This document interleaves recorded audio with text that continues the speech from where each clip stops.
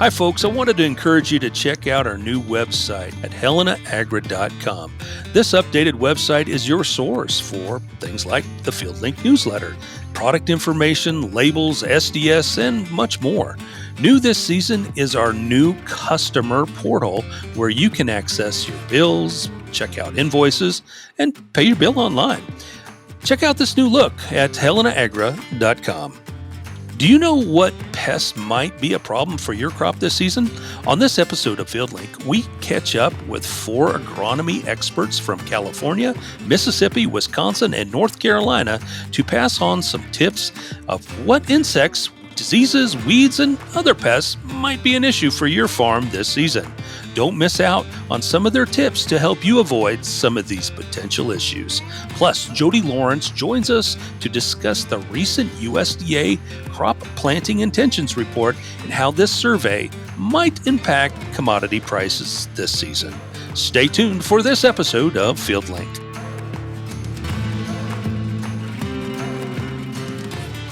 Welcome back to FieldLink. I'm your host, Bill Smith, and today we're going to talk about pest management. We're talking with several folks across the country, and joining me here in the FieldLink podcast today is Trey. Trey, welcome to FieldLink. Thanks, Bill. It's good to be here. Trey Curry is the product manager for Helena, working predominantly in Mississippi. You touch a little bit of Alabama, and I do. Kind of coast around that area a little bit. Do. So, Trey, tell us a little bit about you and how long have you been with Helena? Like you say, Bill, I'm a Helena products manager. I cover the eastern portion of what we call our South Delta. I've covered that territory for just over 6 years. I cover Mississippi, North Alabama, a little bit of Tennessee. But prior to that, I was in the same role covering Louisiana for 17 years. So I've been with Helena. October will be 23 years as a product manager. Great. And a native of Mississippi. Louisiana. Of Louisiana. I grew up in northeast Louisiana. My grandfather was a cotton farmer, and my dad he's now a retired ag consultant. I checked cotton with him for 6 years. So He's been around ag my entire life. Certainly been here. And Trey, you've got a lot of experience, from an agronomic side of things, especially in your geography and in that southern Delta market. You really understand it quite well. And you get to understand what growers face day to day when it comes to pests. And as we take a look at 2025, it's always good to take a deep breath and say, hey, what happened in 24? Absolutely. What were some of the highlights from a pest standpoint that you and your growers faced in 2024? Well, probably one of the bigger things, we've got cotton, and now not as many acres, obviously, of cotton as we have soybeans and corn in the area. But cotton's the one everybody thinks about insect management from, and plant bugs continue to be a problem for us. We've got a handful of products that work. We've got to be careful about when we begin spraying so we don't flare up plant bug numbers, and spider mites too, with some of the early season applications we might make to clean up some secondary insects. But we've got more tools now. The ThriveOn varieties have helped in that regard. There's a new technology coming from Syngenta, a planazoline, that looks like it's going to be gangbusters for us in that regard, and looking forward to having that new chemistry in the market. I think it's supposed to be out full-blown this year, but that's worked well for us. We did have a big flare-up on loopers, green cloverworms, velvet bean caterpillar in soybeans this last year, and that's one of those you don't ever know when that's going to pop up. You can go 3 or 4 years and you don't have any, and then this year, oh my gosh, they popped early and they went for a really long time. And it was a bit of a learning experience. We had a lot of young salesmen that had not dealt with that insect complex before. And some of the products we use are growth regulators. They've got to go through a molt before you know that they're beginning to segue out of the crop. Oh, sure. And so there was some hand-holding. I've sprayed. There's still insects in the field. Why haven't they died? And you've got to go out and you sweep and you look at the insects and you look, he is not feeding. When he molts, he's going to fall on the ground. But we had a huge population, and like I say, that's one of those that we get generally about every 3 or 4 years. But you don't ever know. You might go 5 or 6 and not have very many. And then this year, they were everywhere on soybeans. They were in sweet potatoes. They were pretty broad spread across most of the state of Mississippi, and in pastures also. We saw a fair number there as well. But and like you say, that's something you can't always predict. You got to be out there looking. Absolutely.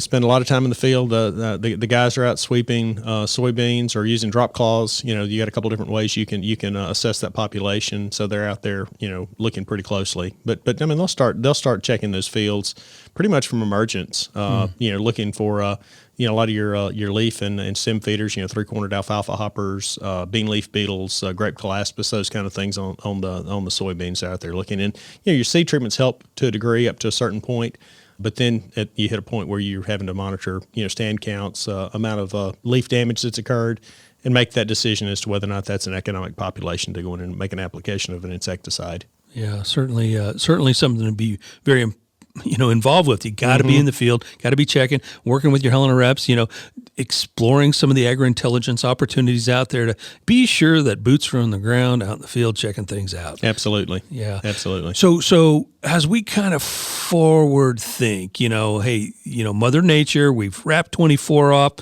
and we're going to move to 25. Mother Nature has a lot to tell us, some indicators a little bit on what we might be facing.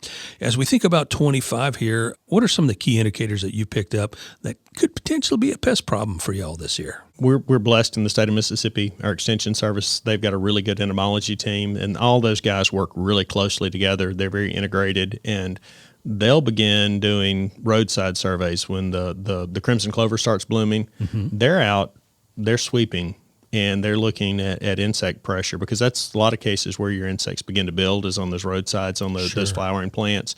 And crimson clover almost seems like it's a trap crop for plant bugs and some other insects. So it gives us an idea on what our populations can look like. Some of our insects are very specific. They only feed on maybe one or two plants. But something like a plant bug, I think the last I heard, it was well over 300 host plants. So you can't just go, well, we didn't have this plant out here, so we don't have to worry about that insect. They've got lots of things they can feed on, but that's always a good way to check. And some of those guys, they'll start in South Mississippi just doing some spot checks and what are we seeing, what's building, what's coming, to kind of give us a heads up. And then our sales group, they've got pretty good relationships with those extension entomologists, and they talk back and forth. A lot of them went to school together, so there's some long-term relationships there, and that always helps. So they're having everybody cued in on what to look for. If we've seen issues with an insecticide maybe not being as effective, they're bringing that to everybody's attention. Hey, you may want to look this direction. They're not making those calls for the customers, but at least it gives you a better sense of confidence as to, okay, this is what worked last year and we got good control. Looks like that's going to work again this year. Maybe we need to, or maybe that didn't work as effectively. We need to look a different direction. So there's a really good interaction there in our territory. Probably a little early as we're recording this podcast to anticipate what's actually going to happen from an insecticide standpoint. Absolutely. But things are going to happen pretty rapidly, aren't they? Because they will. You get those Gulf winds moving up and it can change Mother Nature real fast. We've got a lot of things that can move in. Some of our insects that move back into the states every year. Occasionally, though, those populations will hold along the coast. But some of the insects, they blow in out of Central and South America. And it kind of depends on what the weather conditions are and how early they build down south as to when we get them. Some of the loopers, salt marsh caterpillars. I mean, you've got a few of those things that can pop up. But some of these things do tend to hold, the beetles and those kind of things. They're going to be here through the winter. And we had a pretty mild winter. We did have some cold late that may have helped to suppress some populations. Probably the big thing right now in everybody's mind, kind of shifting away from insects, is some of our weed control. Losing dicamba in our weed control system, that's going to put a lot more pressure on pre-herbicides. Yep. And I mean, we've really been hammering it home. We're trying to that, guys. We've got to start clean. Let's make sure we've got a good pre down, behind the planter. Right. And then making sure we're layering in additional pre's as we move through the season. So because, like everybody else, pigweed seems to be the monster that everybody deals with. We've got areas where tea weeds come back in to be more problematic. And, we've only got one or two products that have got pretty good efficacy there. So we've got to make sure that we're doing a good job controlling it before we ever see it. Right. A lot more, I think we'll see a lot more glufosinate being used this year. I know in other parts of the country that's been a big herbicide. Hasn't been as big a player in the geography I touch in Mississippi. I think probably the northwest part of the state's had more experience with it because of the early discovery of the glyphosate-resistant pigweed.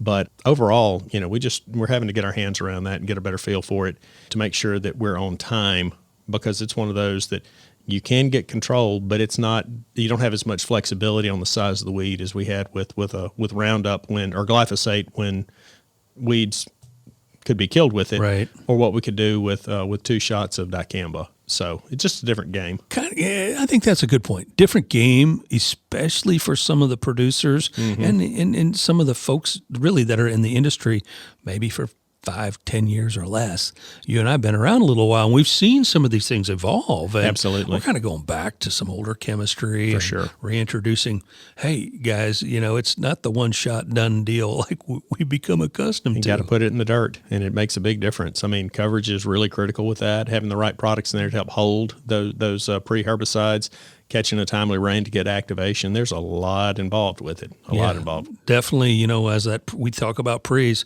we love to talk about grounded, adding grounded to that mix and to help stretch that out a little bit longer. Definitely see, improved control and a longer residual activity. I've worked with grounded probably since 2004. That was when we started. In 2005, we started to make a big push with it to get it out on the acre, and really took off with it. Having covered Louisiana, we use a lot of it in sugarcane, helping with because we use so much pendimethalin, metribuzin, those products, and they just respond well to having grounded in the tank on helping to hold those products, give us a longer residual activity on controlling grasses and broadleaves in sugarcane.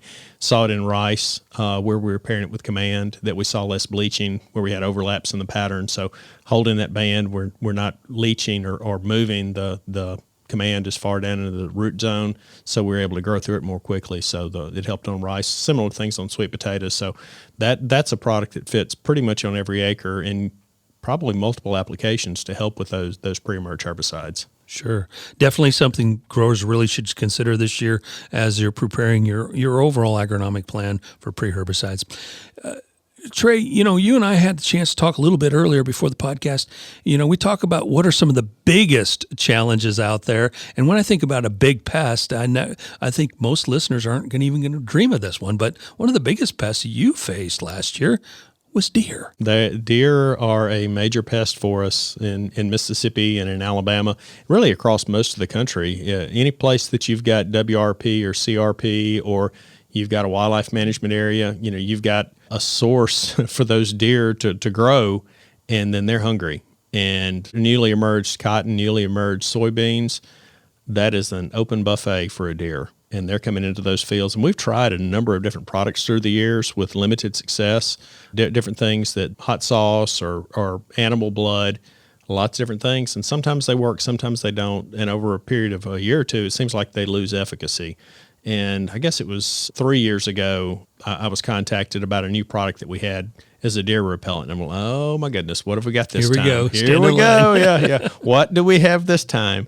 And the product Trico was brought to me. I know it's pronounced Trico. It's pronounced Trico, but in my market, we started it as Trico, and customers call it Trico. Yeah. And it was like, well, let's take a look at this. And we had a customer, he actually is out of Louisiana, but farms in Mississippi, and they were running night vision goggles. So they had a depredation permit, and they were actually removing deer with their permits. And they sprayed their field boundaries, just one sprayer width going around the boundary with 2 quarts of Trico or Trico on their field. And they called the salesman. They're like, we don't know what this stuff is, but we went from seeing deer in the field every night to there is nothing in the field. Wow. And 2-3 week residual activity, it was incredible. And word of mouth, that product took off, and it's one of the top selling products in my market. Works incredibly well. Initially, we were running it by itself. We're running more of it now, tank mixed with some of the herbicides that are going out. But the beautiful thing about it is, when you pour it, it looks like skim milk. It mixes well. There's no smell for you or me as a customer or end user. Apparently, deer do not like the way it smells, but it has both smell and taste repellency. So in fields where we have really heavy pressure, and we've had some fields, 80 acres, 100-acre field, when the beans came up, within just a few days, they had completely lost the stand and had to go in and replant. And what they were doing in that case, right behind the planter, they went ahead and sprayed the whole field, 2 quarts per acre of Trico Pro, got a beautiful stand. And we're seeing anywhere from 2 to 4 weeks of repellency. Wow. It's rain fast once it's dry. So it brings a lot of utility that some of the competing products in the market don't have. I've been asked, well, does it do anything for hogs or coyotes? We have no impact on those. Right. For deer in other parts of the country where elk or stag or moose, And it's been 100% on those two in Mississippi. I haven't seen any elk or moose in the field, but also have done keeping them out, right? It is. It's really repellent in there in other parts of the country, but it's worked super, super effectively for us in Mississippi and in North Alabama. And in our smaller fields where maybe you've got woods on all sides, we'll run 2 quarts on our field edge and then a quart across the rest of the field, just in case the horseflies or something are pushing the deer out of the timber. Sure. And they get out past that initial boundary. It's still got some repellency, and they'll get on back out. But it's worked incredibly well for us. In a lot of regards, Trico Pros, when you use Trico Pro, you can have a crop or not have a crop in those situations. Absolutely. I had some growers on the east side of Mississippi near Macon that the year before they had planted the field 3 times and did not cut a bean off of it. And the year they used Trico, the following year, they planted once. Wow. And they cut a crop. And it's one of those things that, you can go back in and replant those areas that the deer feed, but you're going to be late. Right. And when you realize you've got to plant, okay, do you have enough moisture to get a stand? Is it too wet to get in? So you've really delayed on what you're doing. And just because you replant doesn't mean those deer aren't going to come right back in and feed again. Right. And harvest time, if you do get it replanted, it's all over the board. You're all over the board. You're all over the board. You got to take into account, okay, do I need to plant a different variety? So maybe it comes off at the same time. Photo period becomes an issue. I mean, so there's a lot that comes into play. But when you're planting for as early as you can, because those are typically our best yielding beans. So let's plant it once and protect it. Right. And because, when you consider what an application cost is compared to having to come back in and plant another bag of beans, another basically a bag per acre with timing, energy, and diesel, fuel, all of those things. Yeah. It's pretty economical. Yeah, it really is. Okay, you had a really fun story about a grower in the Oxford, Mississippi area. Tell us a little bit that situation last year. Well, like I alluded to, it's an 80-acre soybean field, and it's surrounded by woods, but it's in the city limits of Oxford, Mississippi. So you're not going to run out there and start popping deer off. You are not going to run out there and start doing anything that's going to upset the neighbors. And the customer called after he'd planted and said, man, I don't think I had a problem with this seed. So my rep brought his seed rep out, and they got out in the field and started digging, and they were trying to find seed and see if they had, poor germ, maybe it was disease. Was it slugs? Just what could it have been? And the salesman's like, get up here on the back of this truck. He said, look at he said, it looked like hogs had walked around in, and there's so many deer that had been in there. And so they went, okay, we know what happened. It wasn't an issue with the seed. It was just really heavy deer pressure. And they came back in, they replanted the field and sprayed right behind the planter with 2 quarts per acre of Trico Pro, and were able to get a stand, kept the deer out long enough. And that's the thing. You're just trying to give those beans enough time to get some size, so it's not just a unifoliate or a single trifoliate, because when that deer comes in and bites that, you're done. But if you've got some beans that are 6 or 8 or 10 inches tall, you can take some feeding pressure. You've got places that it's going to put back out and continue to grow. And then the bean they seem to lose some palatability later in the year. So the deer, they may come through and nip a trifoliate here or there, but they're not going to come out and eat everything. And mow it down. That's right. That's right. But the farmer was extremely impressed with what he saw. He said, this stuff works. So in that case, the grower sprayed right after planting. So right on dirt. That's right. Soil. That's right. He sprayed on the soil. You can spray it on the vegetation, but in a situation like this where we knew there was so much pressure, the key was to make sure that you kept them out. So you probably gave up a little bit of the carryover effect into the crop. Like I say, you can get anywhere from 2 to 4 weeks has been what I've seen. But, at that point, it was a little later. It was warmer conditions. Those beans came out of the ground and were growing very rapidly. So by the time that the repellency began to wear off, those beans had enough size that they could take some pressure. But we've done that quite a bit in areas like smaller fields where you got a lot of woods or CRP or WRP in close proximity, and there's a lot of deer.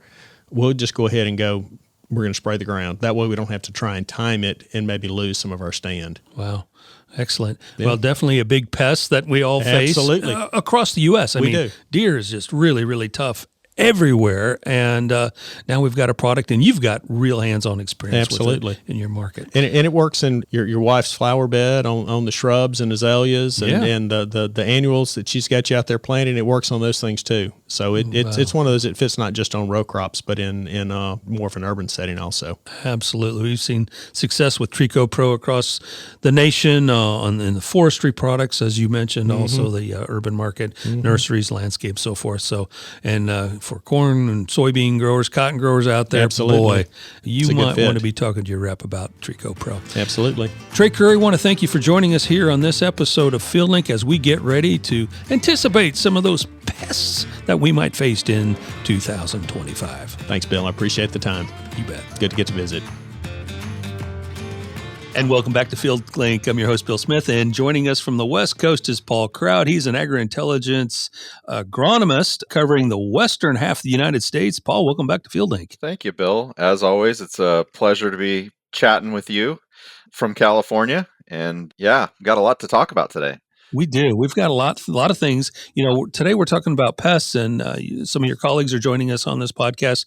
We just wanted to reach out to Paul today and get a perspective of what's going on out west. What are some pests that are top of mind for producers, really from the Rockies all the way to the coast of California, through the desert, up to the Pacific Northwest. Paul, what are some hot topics that growers need to pay attention to in your world? Oh my gosh. Well, you literally just described, some of the most diverse agriculture in the world, talking about every, regions from the desert, of Arizona and Southern California, going all the way up to the Pacific Northwest and literally the rainforest in the Pacific Northwest, Hey. and everything in between. So as you can imagine, pests and pest pressure and things are obviously front of mind for us at Helena.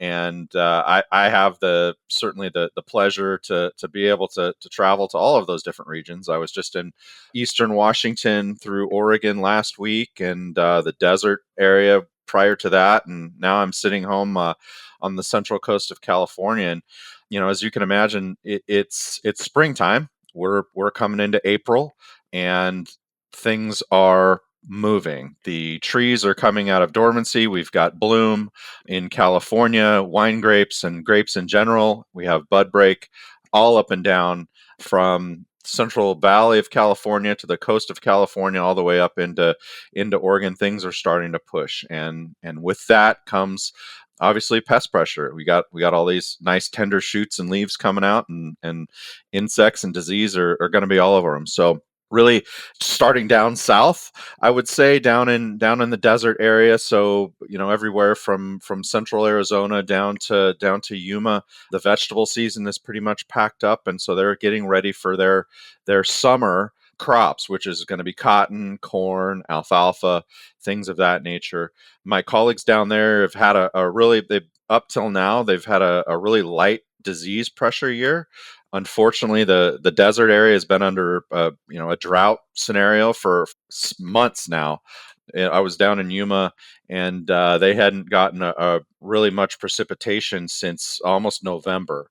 And so with no precipitation, that means that there's fortunately not a lot of disease pressure. So I know some crops that didn't even get fungicide sprayed on. But also with no rain, you get more insect pressure, because where are the insects going to go but the things that are getting irrigated and the green crops, because everything else is dry as a bone. So they've been under a ton of insect pressure in a whole host of everything from vegetables to alfalfa and the like. So really, at Helena, we're a real big adjuvant company, and with most of those insecticides, it's critical, especially in the low humidity situations that they have down in the desert, to have a good adjuvant to keep that spray deposit, that insecticide, on the leaf and active.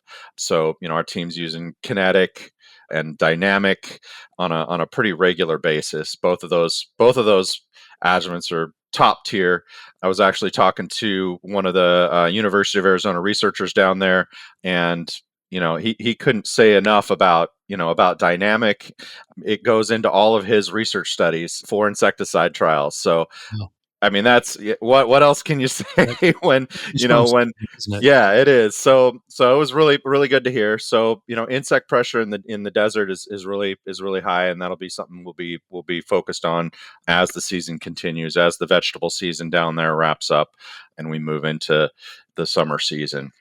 And then moving up into California, big challenge that we've got right now, where the desert didn't have a lot of moisture. Right now, there's been a ton of spring moisture in basically from Central California north. Okay. And that's been a challenge. We've been getting a little bit of rainstorm, half an inch to an inch every week, and trees and vines are blooming. Almond trees are blooming, or they're coming through bloom, and that means disease pressure. So we're seeing a ton of preventative fungicide sprays going on out there, and I've heard 2 and even 3 fungicide sprays in the nut crops, which some years there's 0, others there's 1. 3 is pretty unprecedented, just because of the amount of disease pressure we're seeing in the trees and vines, especially the trees. So again, with all this moisture, it's a challenge to get tractors out into the field. So we're having to use airplanes and helicopters. And again, having good adjuvants is the name of the game. But I know our team is doing a great job with that. But really looking at materials like Grounded as a drift retardant and a deposition aid, a huge product for us and huge tool on the fungicide side, as well as Dynamic. The other challenge with all this moisture is we got weeds. And so, I mean, if it's not one thing, it's another, but really weeds is a big issue, especially with growers who applied pre-emergent, maybe back in November. We didn't have a lot of moisture in November and into December, and that didn't set their pre-emergent herbicides. So we've had some reapplications having to take place. And with some shortage of glufosinate on the market, which is a contact herbicide, some growers are having to rethink some of their strategies for this year. And the smart ones, or the ones that have been successful, applied their pre-emergence a little bit later. Some waited into January just because we didn't have the rain. And Centris, which is our premier pre-emergent herbicide that we use in trees and vines, features really prominently in that. It gives us a ton of control.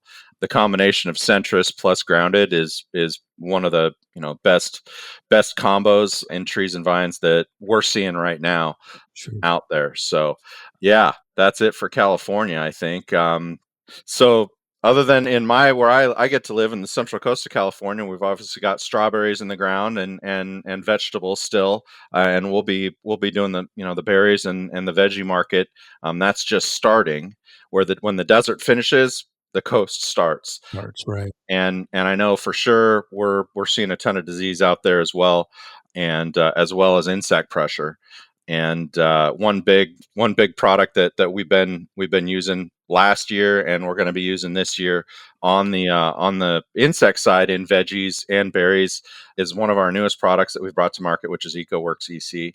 Especially with our organic market, it's an organic product, but we incorporate it into our conventional applications as well for mites, thrip, different types of leaf hoppers, and the like. And so it's been a really great tool, super safe product, and one that has been getting a lot of attention from growers this last year. So we're already moving that, putting that product in the field now for some of the early mites that we're seeing in berries and such. Well, certainly with all of the moisture, it's going to change the game this year for producers in California, from, as you mentioned, weeds to insects and, of course, diseases. That's not always the case in that part of the world.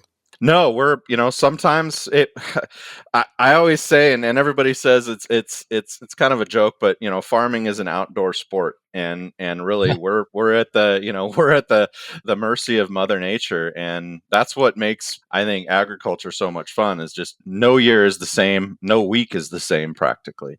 Sure. And then talking about the Northwest, just going up the coast. I was in Eastern Washington last week in the Palouse area, huge wheat growing region. It was actually my first time to visit that area. Beautiful area. But there was still snow on the ground. And so I go from one week where it's 100 degrees down in the desert in Yuma, and then the next week it's 30 degrees and there's snow on the ground, and so things are just really starting to to go up there in the grain market. We've got things just pushing out of the ground, so it's still a little quiet there. But as I made my way kind of west towards, through Washington and then down into Culver, Oregon, and then into the Willamette Valley, things were starting to warm up, and they obviously it either snowed or rained on me every day I was there in Oregon. So obviously they're still a little bit behind, but in their permanent crops, definitely same scenario in the vines, especially in Western Oregon. I'm working on herbicide work and weed management is key. They get so much rain up there. I mean, Right. weed management under the vines is critical, keeping those areas clean, with pre-emergent herbicides like Centris and the like. So yeah, really, really key, but the season is really just getting started. So we'll see as moisture continues to come. I anticipate us seeing, having more disease pressure. And then, as soon as that cuts off and the weather dries up and those hills go from beautiful, emerald green to golden, all the insects are gonna descend on all of our crops. And so it'll be insecticide time. Definitely going to be insecticide time. You foresee that. And with all that moisture that we're seeing up in Oregon and Washington, we're going to have to keep a close eye on that for, some of these disease pressures as well. 100%. And I'm really excited for some of the tools that we have available to us as those come about. Avaris 2XS is probably, it's been around for a number of years, and that's been a great tool for us across a whole host of different crops, just as a great broad spectrum preventative fungicide. And then as we release Tycoon and Odyssey, those tools are going to be stepping up above that already high standard that we've got. So I'm really excited for that. Yeah, definitely a lot of great opportunities coming down for fungicide management, weed management, as well as insecticide management down the road. Paul, just kind of wrapping up your section of the world, the mountain states, been a little bit drier there, so maybe some of the disease right now not such a huge issue, but boy, we got to keep our eye on the ball for some of these insects. They could certainly be a problem this year. 100%. I was talking to some growers, and there's some major concern in parts of Oregon and then other parts of the state on, we all heard of, the grasshopper kind of issues that we had in the past couple of years. And it is on the radar again this year. And that's something that we don't have a ton of tools available to us to deal with those. So that's definitely one thing that I know is going to be kind of on people's eyes, because that hoppers, grasshoppers, and locusts and the like, those different types, they can just hatch, and all of a sudden they're everywhere. So Right. It's certainly foremost in everybody's mind as we as things start to warm up and dry out up there. Well, Paul Crout, I want to thank you for joining us here in this episode of FieldLink and sharing some of your pest outlooks as we take a look at things in the western half of the United States for 2025. Always a pleasure, Bill. Thanks for having me on. All right, now we're going to head on over to the east side of the United States, over to the state of North Carolina, where agri-intelligence agronomist Josh Gaddy is joining us. Josh, welcome to FieldLink. Yes, sir. Thank you, Bill. Glad to be on with you today. Josh, you cover a wide territory from the state of Florida all the way north up into Maine, and a lot of crop diversity there, and you deal with a lot of different challenges, just like other agronomists across the country.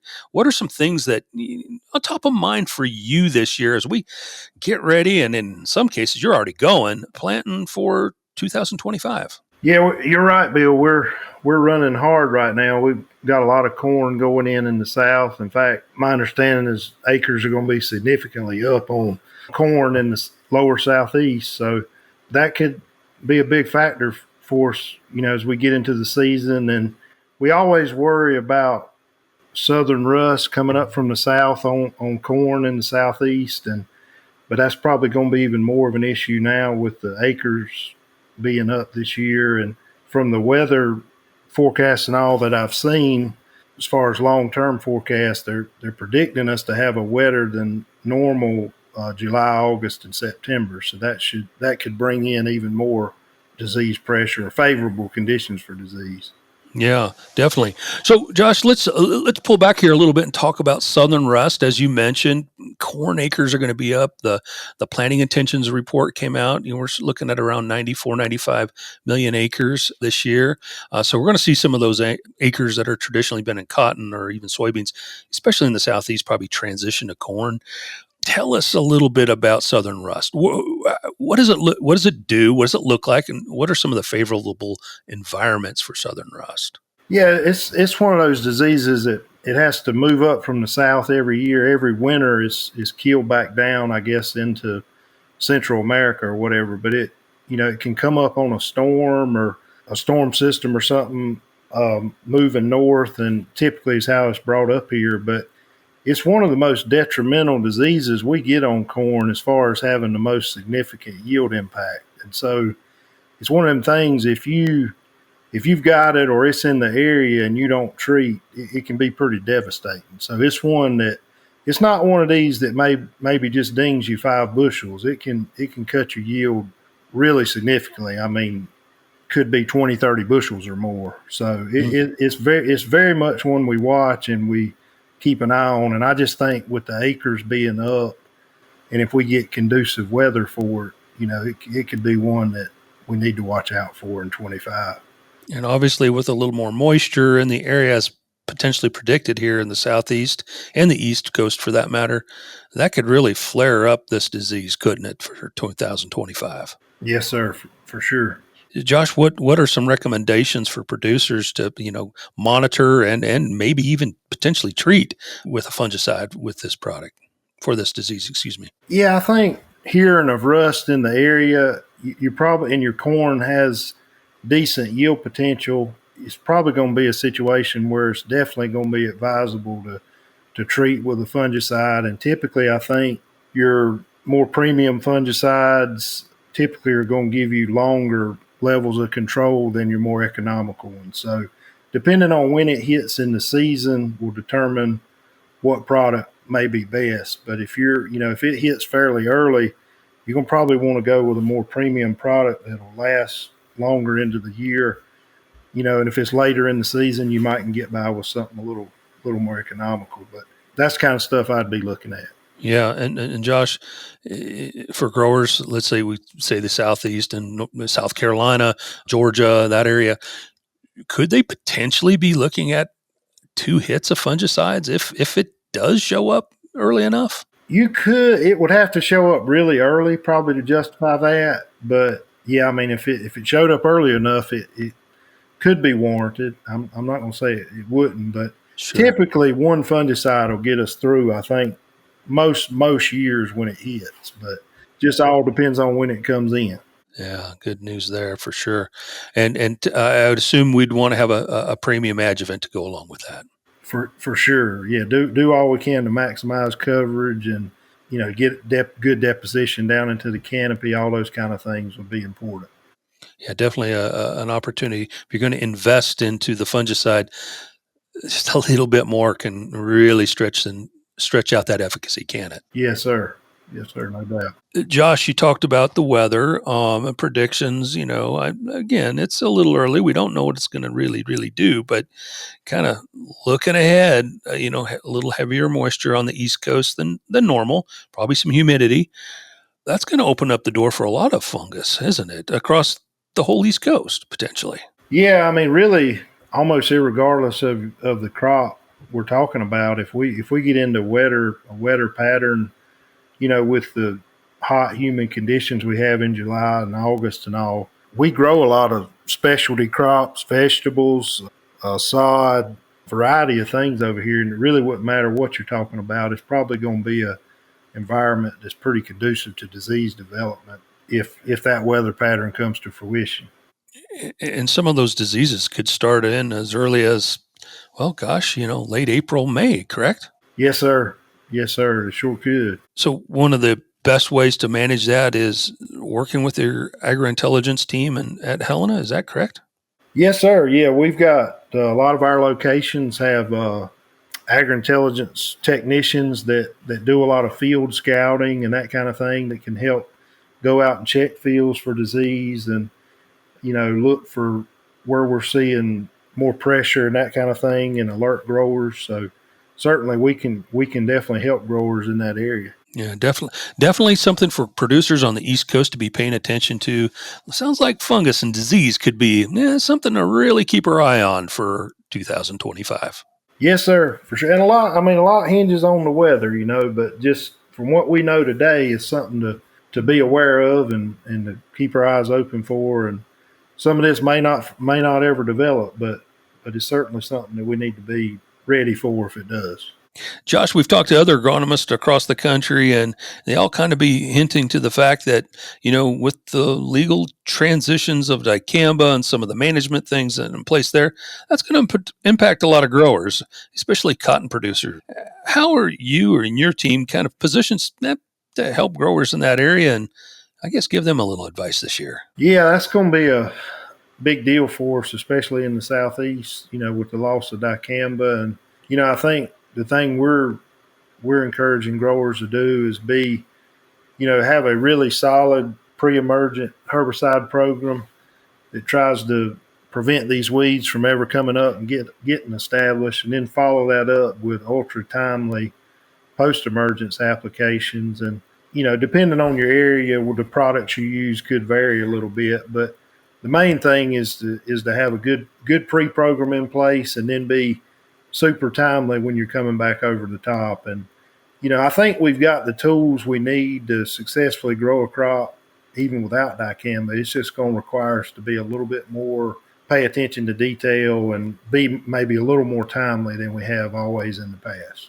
Yep. I think that's a really good point. We definitely have, we still have a lot of great products in the arsenal to utilize to control weeds in those various crops. We're just going to have to do things a little bit different than we probably become accustomed to for the last, several years. But we do have a great portfolio. And as you mentioned, having a great foundation with a pre-emergence herbicide. And we certainly want to recommend Grounded going down with that ahead of time to, stretch things out and give you a little more room potentially, for that post-second application is always a good thing to have in the tank. Yeah, for sure. That's right, Bill. Well, Josh, I want to thank you for joining us here on this episode of FieldLink and joining us from the state of North Carolina and sharing some insight for what growers might face on the eastern side of the United States this year. Yes, sir. Yes, sir. Glad to be with you, Bill, and wish everybody a great 25 and hope you have a very successful year. And we're back at FieldLink here, and now we're going to head up north to the state of Wisconsin, where agri-intelligence agronomist Greg Clark joins us. Greg, welcome to FieldLink. Well, thank you for having me. Yeah, Greg, before we dive in and talk about some of the pests that you're kind of foreseeing in that northern market this year of Wisconsin and Illinois, which you cover, tell us a little bit about you, where's home, and tell us a little bit about your geography. Okay. Well, Montfort, Wisconsin is about 20 minutes north of Platteville, Wisconsin. So kind of God's country a little bit. A lot of dairy cows and a lot of hills.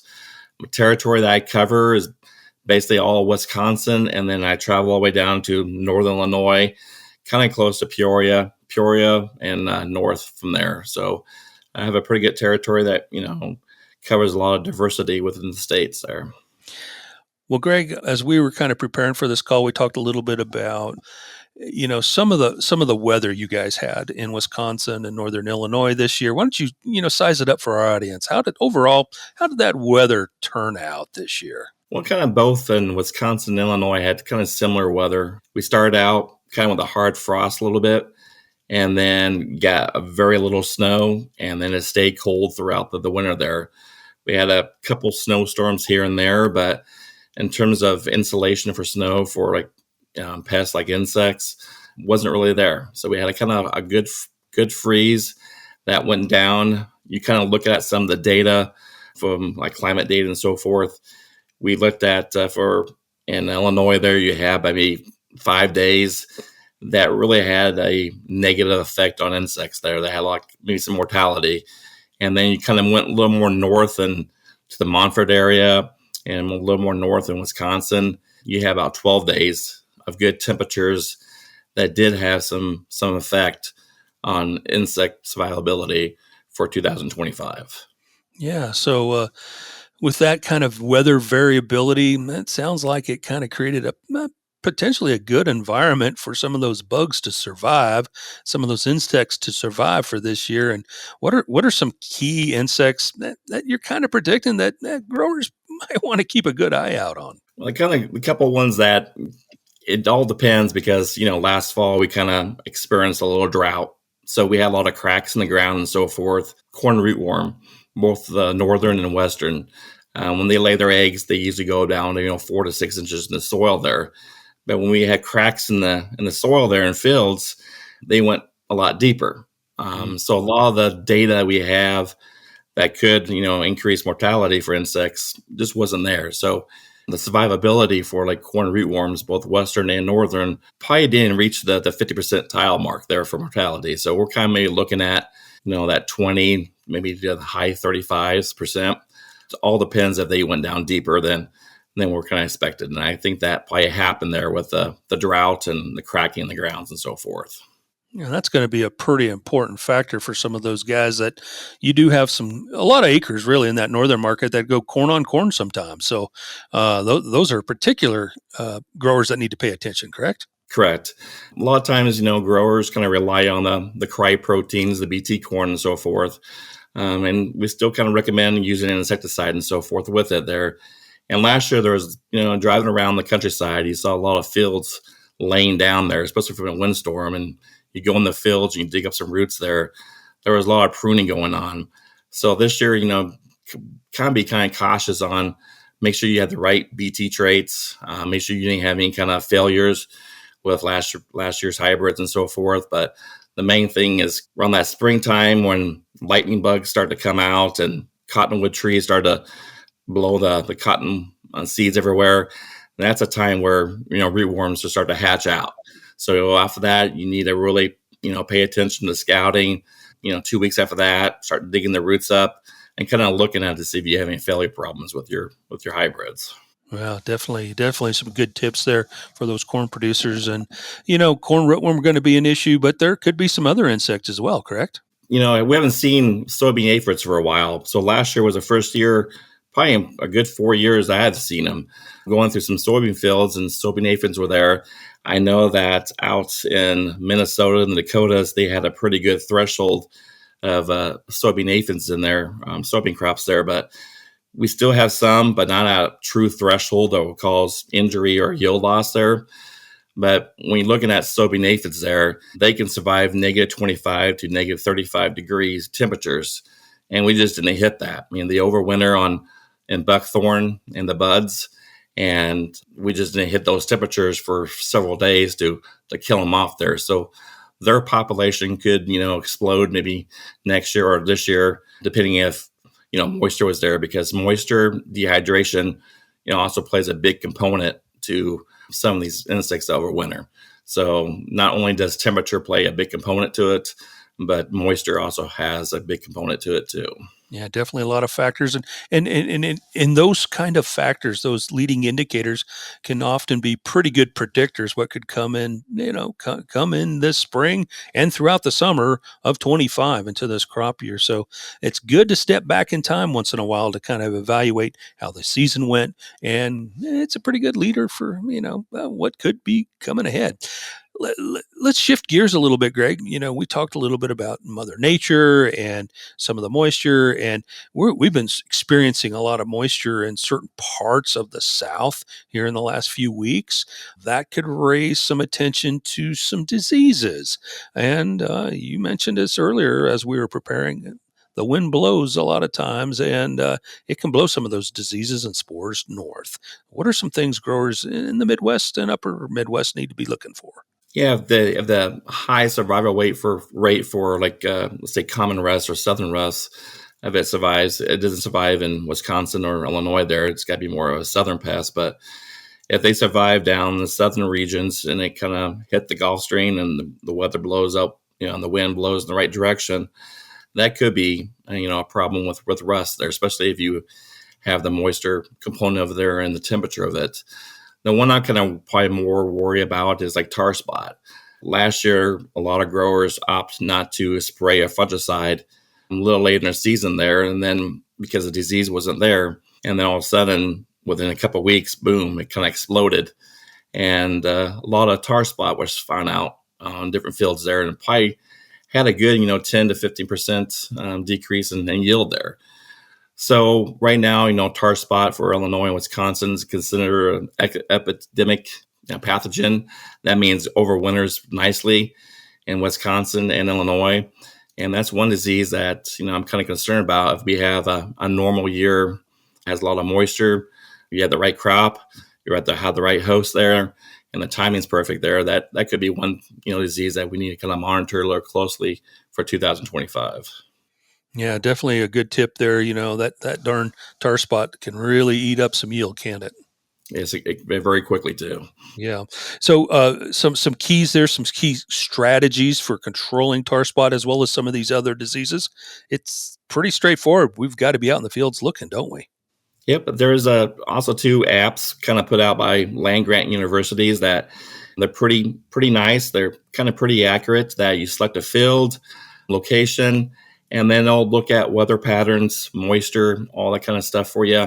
And they'll give you an alert. Hey, you need to start looking in your fields a little closely. Just don't drive by and look through the windshield there, but kind of put the boots in the ground and go in your fields and kind of look a little more closely and visually see if they're there or not. So the apps works very nice, but it doesn't beat, putting the boots in the ground and going to the fields and scouting yourself. So Greg, there's a lot of great apps out there. One in particular that seems to be a pretty good resource. What's the name of that particular app? Yep. The one I'm kind of thinking about is called Tar Spotter. Kind of select a field, mark it with a pin location, and then it kind of looks at climate data, kind of put your hybrid in there. And also too, that will take in consideration moisture and so forth, and kind of gives you a little warning that you're getting close to where you need to be critical, that you need to go out and scout your fields. Yeah, definitely a great tool for producers to have on their phones, or in addition to working with their Helena Agri-Intelligence team member to be sure they're out, checking these fields, not just for tar spot, but for a whole lot of other things. As you mentioned, we could have a lot of bugs this year as well. So Greg Clark from Wisconsin, Agri-Intelligence agronomist, I want to thank you for joining us here on this episode of FieldLink. Thank you so much. Hey, and now we jump over to Nashville, and actually, Jody Lawrence is going to be joining us from the Nashville airport. Jody, how are things in Nashville today? Well, the flight's delayed, so we were able to do this a little bit earlier, but some end-of-the-season travel, and the spring has definitely come to the southeast, so it's good to leave in shirt sleeves rather than in a full jacket. Yeah, definitely. Spring is coming. It's our way for sure. And with spring comes planting intentions. The USDA dropped a pretty big report today, Jody. What did the feds have to say about planting intentions? Well, the USDA, this is based largely on their estimates and also some farmer surveys. They came in with corn at 95.326 million acres when the pre-report estimate from the industry was 94.361, so almost a million extra acres. But the market had been selling off so much just on the fear that the report was going to see a big number of 6 million acres or more, almost a 5.5, 6 million acre increase from last year's planted acreage, that it's really come out fairly neutral, and corn hasn't done too much. So we can see this, hopefully, if we do have the normal weather and planting issues in April and May, is hopefully a little bit of a bullish base for what we have moving forward. And then beans came in at 83.495, so just call it 83.5 million acres, which was just a little below estimates. And what that tells me is that beans are so completely unprofitable that they lost more acres than expected.